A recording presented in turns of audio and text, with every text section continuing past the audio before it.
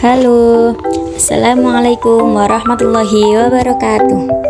Perkenalkan, nama saya Saadatin Nisa dari kelas PGMI 5D dengan NIM 126205212125. Di sini saya akan menjelaskan sedikit mengenai prinsip-prinsip pembelajaran IPS SD atau MI.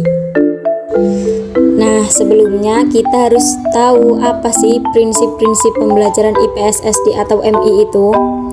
Prinsip-prinsip pembelajaran IPS, MI, atau SD merupakan ketentuan-ketentuan yang harus diperhatikan oleh semua pelaku yang terlibat dalam pembelajaran mata pelajaran ilmu pengetahuan sosial, baik pendidik maupun peserta didik, agar pelajaran yang dilaksanakan dapat berjalan secara efektif dan efisien sesuai dengan tujuan pembelajaran. Selanjutnya yaitu prinsip-prinsip pembelajaran IPS, SD, atau MI secara umum.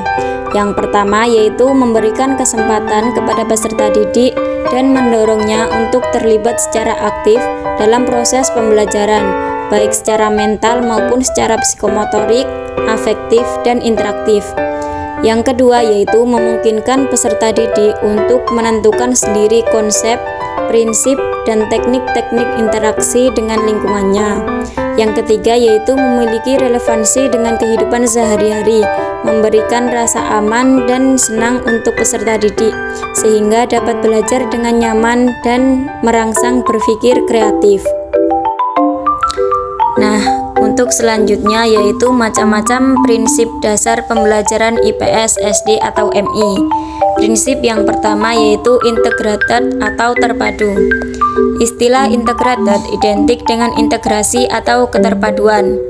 Dalam konteks pembelajaran IPS ini, integrasi adalah satu kesatuan antar disiplin ilmu sosial yang saling terkait.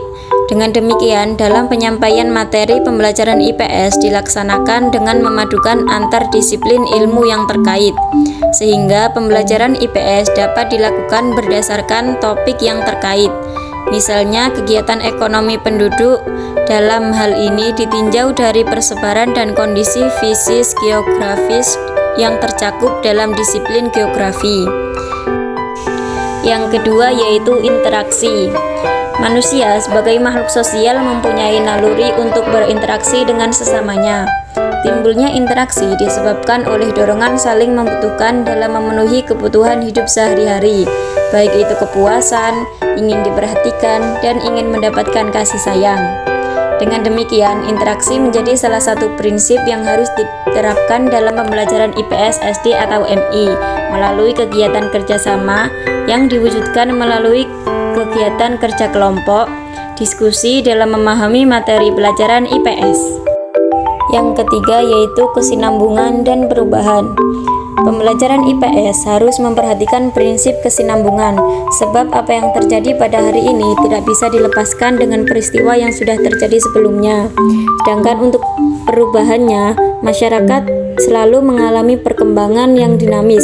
Oleh karena itu, hasil pembelajaran harus dapat dimanfaatkan oleh peserta didik dalam menjalani masa berikutnya. Yang keempat yaitu kooperatif. Sistem pembelajaran gotong royong atau cooperative learning merupakan sistem pembelajaran yang memberi kesempatan kepada peserta didik untuk bekerja sama dengan sesama siswi-siswi dalam tugas-tugas yang terstruktur. Pembelajaran kooperatif dikenal dengan pembelajaran secara berkelompok.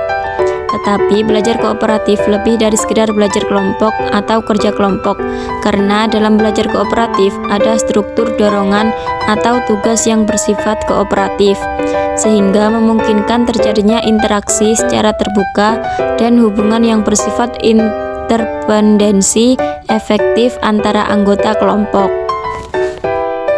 Selanjutnya yang kelima yaitu konseptual. Pembelajaran konseptual adalah proses pembelajaran peserta didik diarahkan untuk belajar tidak hanya dari materi yang bersumber dari buku, akan tetapi juga dari materi yang ada di sekitar peserta didik, baik lingkup keluarga, teman sebaya, maupun lingkungan lain. Proses pembelajaran yang melibatkan siswa dalam belajar sehingga siswa dapat mengkonstruksi sendiri pengetahuan serta keterampilan belajar mereka yang diperoleh dengan pengalaman secara langsung. Yang keenam yaitu problem solving. Peserta didik juga dididik supaya mampu mengetahui, memahami, mencari solusi dalam masalah sosial yang terjadi pada diri peserta didik beserta lingkungan sekitarnya. Karena dalam pembelajaran berbasis masalah, peserta didik dilibatkan meneliti informasi yang spesifik untuk sampai pada kesimpulan yang belum ditetapkan sebelumnya. Yang ketujuh yaitu prinsip inquiry. Inquiry merupakan suatu pendekatan pembelajaran yang menuntut peserta didik untuk mencari dan menemukan sendiri suatu yang baru sebagai hasil belajar. Pendekatan inquiry adalah suatu perluasan proses-proses discovery yang digunakan dalam cara yang lebih dewasa. Dalam konteks ini, pendidik diharapkan mampu mengembangkan pembelajaran IPS sebagai proses pembelajaran yang mampu merangsang kemampuan bertanya, menyelidiki, meneliti untuk mengembangkan berpikir kritis dan mengembangkan kemampuan berpikir peserta didik. Yang terakhir yaitu prinsip mengembangkan keterampilan sosial.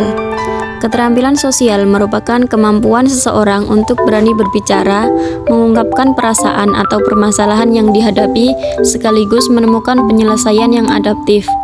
Memiliki tanggung jawab yang cukup tinggi dalam segala hal, penuh pertimbangan sebelum melakukan sesuatu, mampu menolak dan menyatakan ketidaksetujuannya terhadap pengaruh negatif yang datang dari lingkungan.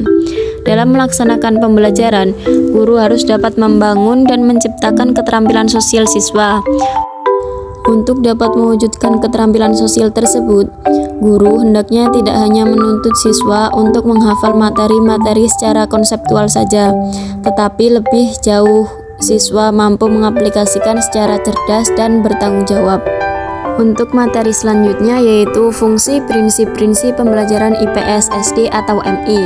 Fungsi yang pertama yaitu mengembangkan pemahaman sosial, yang kedua yaitu membangun kesadaran lokal dan global, yang ketiga yaitu mengembangkan keterampilan berpikir kritis, yang keempat yaitu menghubungkan pembelajaran dengan kehidupan nyata, dan yang kelima yaitu membangun keterampilan kolaborasi.